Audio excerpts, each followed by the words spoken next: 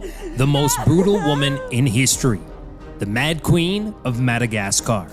Ranavalona, often referred to as Ranavalona the Mad, was a prominent figure in the history of Madagascar. She ruled the island nation and its queen from 1828 to 1861, imparting brutal punishment to all opposers and those foreign. But what was the context behind her merciless rule? Why is she now labeled simply as the Mad Queen of Madagascar? Ranavalona was born to a low-status family with no royal blood in 1778.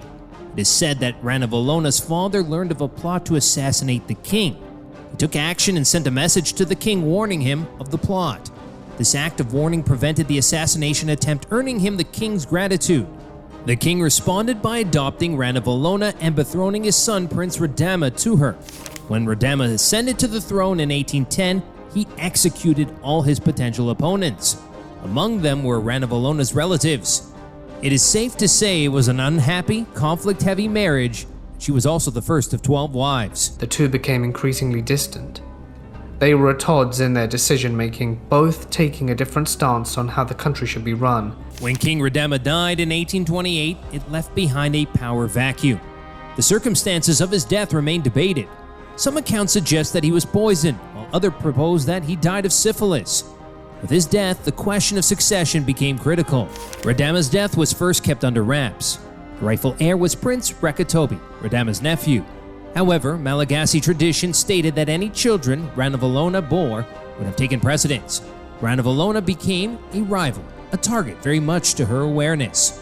Some high-ranking members of the military found out about Radama's death and supported Ranavalona's ascension. Ranavalona was able to occupy the palace with her allies and was crowned queen in August of 1828. Her first act as queen was to kill Rakatobi by spearing him to death. Other threats, more legitimate and imagined, were also eliminated. She locked female royalty in a cell until they starved to death to avoid the taboo of spilling the blood of female royalty. A bizarre royal tradition included bathing in the blood of a freshly killed bull. At her coronation, she demonstrated a show of force. Never say she is only a feeble and ignorant woman. How could she rule such a vast empire? I will rule here, to the good fortune of my people and the glory of my name. I will worship no gods, but those of my ancestors. The ocean shall be the boundary of my realm, and I will not see the thickness of one hair of my realm. Ranavalona promoted traditional Malagasy cultural practices and rituals while suppressing European cultural influences who had gained a foothold in Madagascar thanks to the previous king. After all, many European nations sought to establish dominance over Madagascar. Ranavalona ended the previous established treaties. She told the British and the French that she would not honor a treaty that had been made by her husband. Emboldened by a failed French invasion in 1829, Queen Ranavalona targeted the Christian subjects, European missionaries, and traders in Madagascar. Persecution of Christians and the expulsion of missionaries was one of the most controversial aspects of her reign. She viewed Christianity as a foreign influence that posed a threat to Malagasy culture and autonomy. This led to a period of religious repression where she created a series of bans. She banned Christian marriages, baptisms, and church services for all Malagasy people, prohibiting them from attending church services. There were also beatings, executions, and arrests. In prison, they faced medieval torture and starvation. Despite the harsh measures, some Malagasy individuals continued to practice Christianity in secret. These underground Christians, known as Martyrs of Madagascar, faced great risks. One method of execution involved hanging people from cliffs, exposed to the elements until they succumbed to starvation or cut loose. Their families were made to watch the suffering. Another favorite torture method was progressive amputation or death by submersion in boiling water. Though Ranavalona sought to preserve the indigenous identity of Madagascar and resist foreign cultural dominance, she was also aware of her need to modernize. In 1831, French industrialist Jean Laborde became shipwrecked on Madagascar. Seeing the utility of this foreigner, he made him chief engineer to the court. With the Queen's support, he directed the construction of a large factory using approximately 20,000 enslaved laborers. The production of cannons, weapons, soap, ceramics, and cement also started, therefore bringing much value to Madagascar. This made Madagascar not just independent, but also fairly wealthy because these goods could be traded. Ranavalona recognized the importance of a strong military and sought to modernize Madagascar's defenses. She invested in the construction of fortifications, improved roads, and enhanced the kingdom's military capabilities. She gave her army free rein to loot and pillage civilians. They were therefore incentivized to find traitors where none existed and collect the reward. Ranavalona is credited with commissioning the creation of the first comprehensive Malagasy dictionary known as the Dictionnaire Malgache Français, which is the Malagasy French dictionary. This dictionary was an important contribution to the preservation and documentation of the Malagasy language and culture during her reign. In order to promote her authority, she also abolished the trial by jury system that had been in place in Madagascar before her reign. She introduced a system in which she personally adjudicated legal matters, often in a harsh and barbaric manner.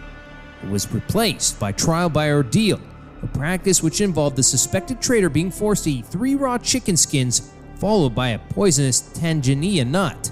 If the person was able to vomit up the 3 skins, then they were declared innocent. If they died from the poison, it was proof of guilt. One historian, Gwen Campbell, claimed that this method claimed 100,000 lives in 1838 alone. The poorest of Ranavalona's subjects were forced to become foot soldiers, builders, and litter carriers for the aristocracy. This was called Fanampoana. It was common that those who fell behind on taxes would be enslaved and would often be kept in bondage for the remainder of their lives. Some estimates put the number of people worked to death each year between 10 to 30,000. On one occasion in 1845, Ranavalona ordered a large buffalo hunt, which required the creation of roads to make travel easier. She dragged along a party of over 50,000 people through swamps and jungles, constantly working to stay one day ahead of her and her party.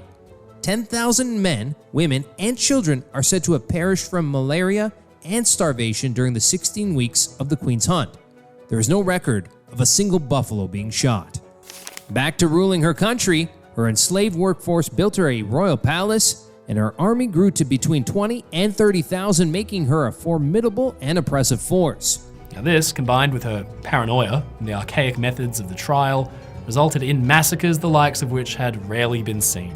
By this time, her son, Radama II, had grown close to Joseph-François Lambert, a Frenchman who arrived in Madagascar in the mid-19th century and became an influential figure in the court of Ranavalona. He was a key advisor and confidant to Ranavalona, serving as a counselor and foreign secretary. Lambert played a role in diplomatic relations between Madagascar and European powers, particularly France. Radama and Lambert negotiated the Lambert Charter, giving Lambert exclusive rights over the Madagascar's resources in return for the disposal of the Queen. Unable to receive support from French and British governments, the coup was finally attempted in 1857. The plot failed. Ranavalona responded by seizing the assets of old Europeans on Madagascar and expelling them. Radama's involvement was downplayed and portrayed as naivete. Ranavalona died in her sleep in August of 1861 and followed by a 9-month mourning period. When Radama II came to the throne in 1861, he sought to reverse some of his mother's policies, including the isolationist stance and the suppression of foreign influences. Radama II was more open to engaging with Europeans and was favorable toward Western culture and practices. Ultimately, Radama II's reign was characterized by internal strife. This would eventually result in Madagascar losing its independence and becoming a French protectorate. Radama II was overthrown in a coup, assassinated in 1863, and replaced by his wife, Queen Ranavalona.